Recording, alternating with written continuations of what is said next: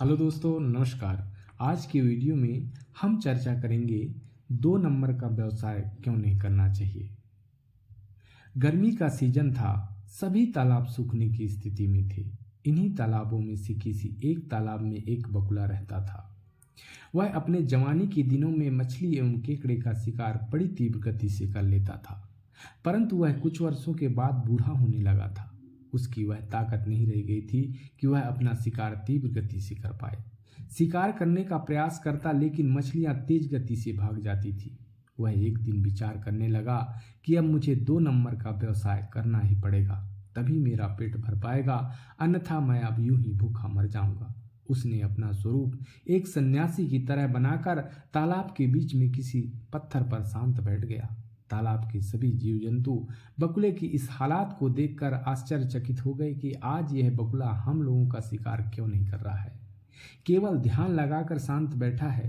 किसी एक मछली ने आकर बगुला को पूछा कि क्यों बगुला भाई, आज आप हम लोगों का शिकार क्यों नहीं कर रहे हो, आज एकदम शांत बैठे हो।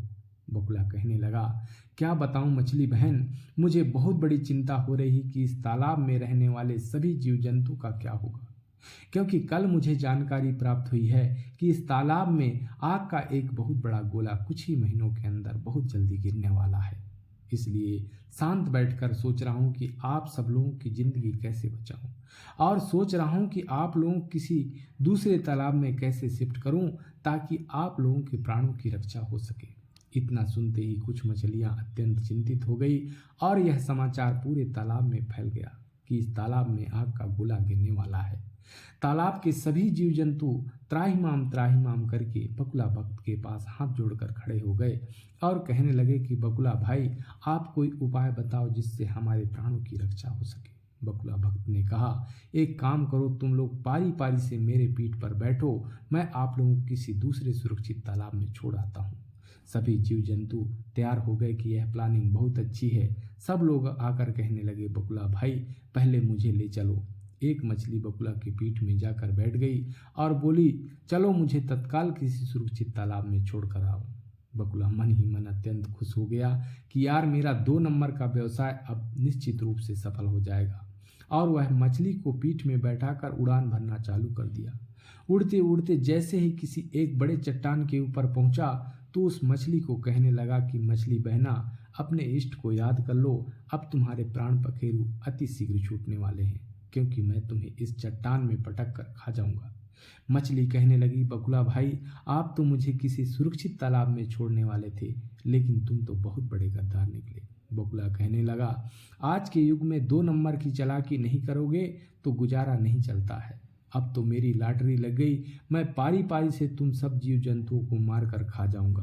मछली कहने लगी, रे दुष्ट बगुला, मुझे तो तू 2 नंबर का फ्रॉड करके मार कर खा ही लेगा, परंतु तुझे इस 2 नंबर के व्यवसाय का सजा अपने प्राणों को गंवा कर चुकाना अवश्य ही पड़ेगा। इतना कहते ही बगुला उस मछली को चट्टान में गिरा कर खा लिया। इस प्रकार से बगुला भक्त का 2 नंबर का व्यवसाय चल पड़ा। वह पारी पारी से बहुत सी मछलियों का शिकार कर लिया। एक दिन पारी आई केकड़े की। केकड़े बगुले की पीठ पर बैठा था और जैसे ही वह चट्टान आया तो बगुला ने फिर वही डायलॉग केकड़े को बोला कि केकड़ा भाई, अपने इष्ट देव को याद कर लो, अब तुम्हारे प्राण पखेरु भी उड़ने वाले हैं, क्योंकि मैं तुम्हें इस चट्टान में गिराकर और मारकर खा जाऊंगा। केकड़ा चालाक था, दिमाग लगाया कि अरे यार, यह बगुला तो बहुत मुझे धोखा देकर ले आया है और इसी तरह सभी जीव जंतुओं को बेवकूफ़ बनाकर अपना पेट भर रहा है। वह सोचा, मैं तो मरूंगा ही, परंतु इस बगुले को भी आज मार डालूंगा ताकि मेरे तालाब के सभी शेष जीव जंतुओं की रक्षा हो सके। वह बगुले की गर्दन को अपने डंक से तेजी से जकड़ लिया और कहने लगा, दुष्ट बगुला, मैं तो आज मरूंगा ही, परंतु साथ में तेरे प्राण भी लेकर मरूंगा।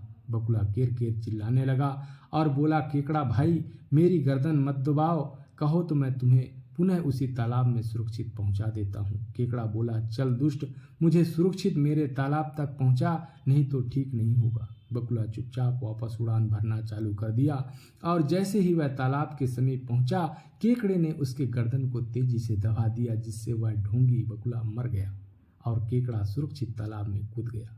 दोस्तों, इस कहानी से हमें यह शिक्षा मिलती है कि कोई कुछ भी कहे, मगर हर क्षेत्र में 2 नंबर का व्यवसाय एक दिन प्राणघातक हो ही जाता है। इसलिए हमें अवैध व्यवसाय कभी भी नहीं करना चाहिए, नहीं तो वह व्यवसाय भी हमारे लिए प्राणघातक बन सकता है।